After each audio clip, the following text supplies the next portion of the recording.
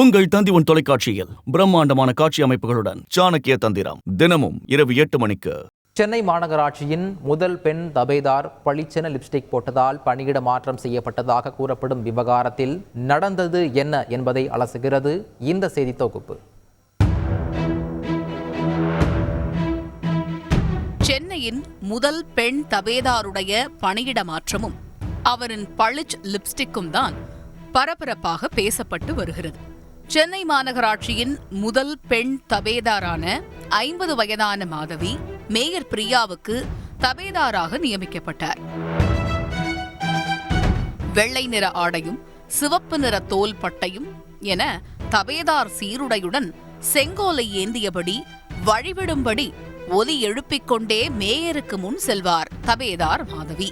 காலை முதல் மாலை வரை மேயர் அலுவலகத்திலேயே இருக்கும் அவர் லிப்ஸ்டிக் போடுவதை வாடிக்கையாக வைத்துள்ளார். இந்நிலையில் கடந்த மாதம் நடைபெற்ற நிகழ்ச்சியின் போது அவர் லிப்ஸ்டிக் போட்டிருந்ததாக கூறப்படுகிறது. ஆனால் பணியின் போது லிப்ஸ்டிக் போடக்கூடாது என மேயர் பிரியாவின் தனிப்பட்ட உதவியாளர் சிவசங்கர் அறிவுறுத்தியதாகவும் அதையும் மீறி தபேதார் மாதவி லிப்ஸ்டிக் போட்டிருந்ததாகவும் கூறப்படுகிறது.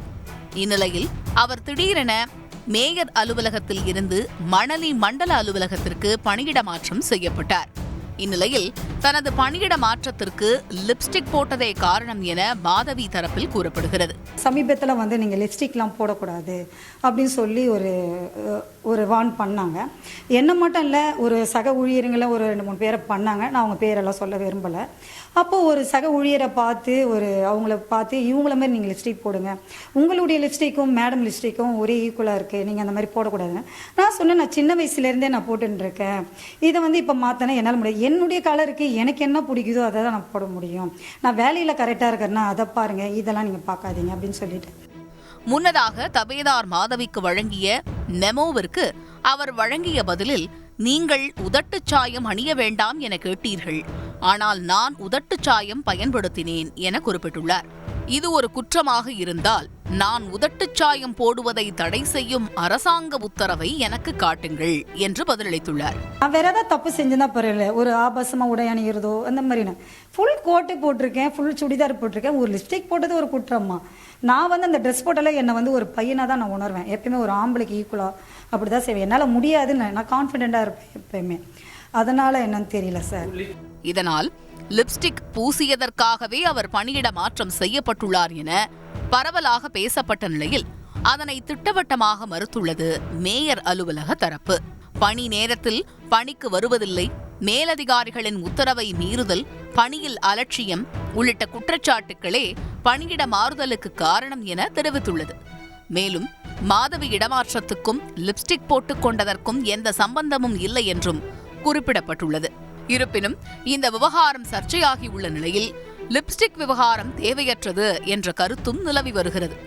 தேவையற்றோன்னு அந்த லிப்ஸ்டிக் விவகாரம் மக்களுக்கு தலையாய பிரச்சனைகள் நிறைய இருக்கு. இந்த லிப்ஸ்டிக்கு ஒரு பிரச்சனையா? இப்போ நாங்கள் ஏதாவது ஒரு இஷ்யூ எடுத்தோன்னா அவங்க சொல்லுவாங்க, நாங்கள் கடவுள் ஜாதி என்று பிரிக்கிறோம். இதை விட நிறைய இருக்கு மக்களுக்கு சேவை செய்ய வேண்டியது. நான் அதையே திருப்பி போடுறேன். லிப்ஸ்டிக் எல்லாம் மக்களோட சேவை விஷயம் இல்லை. அதில் இதைவிட மக்களுக்கு தலையாய பிரச்சனைகள் நிறைய இருக்கிறது இந்த இதில். இப்படி பல கருத்துக்களும் விமர்சனங்களும் பல தரப்பில் இருந்து முன்வைக்கப்பட்டு வர பூதாகரமாகி வருகிறது தபேதார் மாதவியின் லிப்ஸ்டிக் விவகாரம்.